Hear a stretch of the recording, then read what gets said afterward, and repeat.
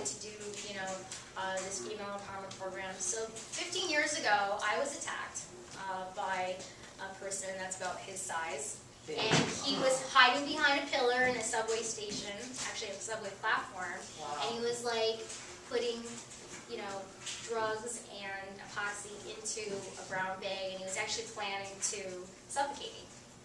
So, me coming from a small town, and I was coddled my whole life, I would never in a million years think that this would ever actually happen. Especially since I took Taekwondo for sport. I never took it thinking that I was going to use it for self-defense. And I was in Canada, so you always think like, it's a safe country.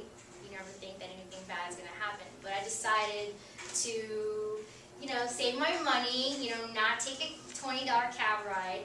I was going to take my $5 token to the subway station and take the last subway station at 2 a.m.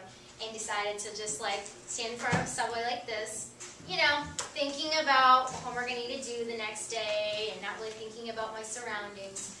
And he was sneaking behind me.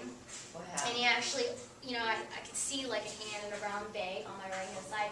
I turned around, thinking like, okay, someone's invading my space. And maybe because of the Taekwondo experience I had where we learned how to respond right away, I turned around and I palm smashed his nose like a volleyball serve.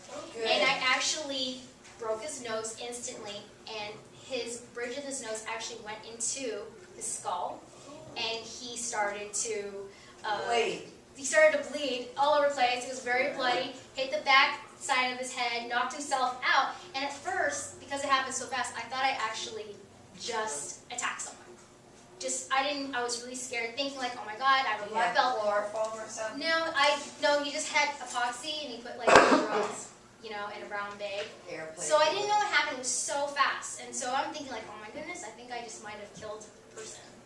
And I was actually kind of worried. So, the guy's like choking on his own blood, his gurgling blood. So I took like my boot, shoved his, face to the side, and so all the blood came up. Went upstairs, told the police officer, I'm like, oh my God, I think I was attacked. I'm pretty sure. And I was scared because I'm thinking like, oh my God, I'm blood guilty now for possibly killing someone. Well, when we went downstairs and all the cops came down, he says, well, you're very fortunate that you did it in front of like a camera surveillance. So we were able to watch at the police station actually him sneaking from behind me, planning to actually mug me or rape me or whatever, suffocate me. So when that happened, it really freaked me out. Watching that black and white video at the police station scared me more than the actual time when I was attacked. Because I realized, like, oh my God, I'm only like 98 pounds.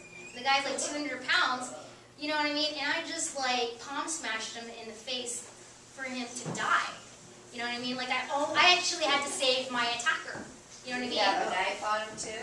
I don't know. I don't really know. He might have. I don't know. So anyway, so when I did that, I decided like I was going to spend the next, years learning self-defense. Like get rid of Taekwondo. I want to learn more self-defense stuff. I want to learn things that would actually save my life. So that's why I decided to become a professional fighter, to see that if all these tactics would work, because I am the smallest professional cage fighter in the U.S. So I figured, like, you know what, if I'm going to study all these self-defense tactics, that could save my life, I wanted to test it out, being the smaller fighter. None of the girls that I fight in my division are the same weight as me. They're all bigger than me. They're all bigger, taller. I have never once ever been knocked out. I've never once been submitted in any of my fights. And to be honest with you, the last two girls that I fought, the last girl I fought, she's retired from permanent brain damage, and the last girl previously, her nose was broken.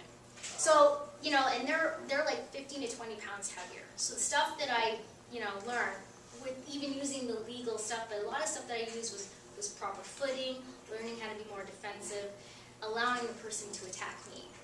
So I noticed like all the girls that I fight, they're like, oh, she's small, she's a fitness model, I'm just going to attack her out of fury. So I was trying to test a lot of the stuff that I utilize in my self-defense tactics in my training, and it worked. So a lot of stuff that you're going to learn today is kind of a little bit what I learned in my self-defense and what I actually use in my cage fighting. But a lot of stuff that I'm going to teach today is totally illegal in the cage because you're not allowed to aim for the throat. wrote, you're not allowed to use a lot of comms national in certain organizations. So you're gonna learn stuff that's more for the streets. Were you ever raped?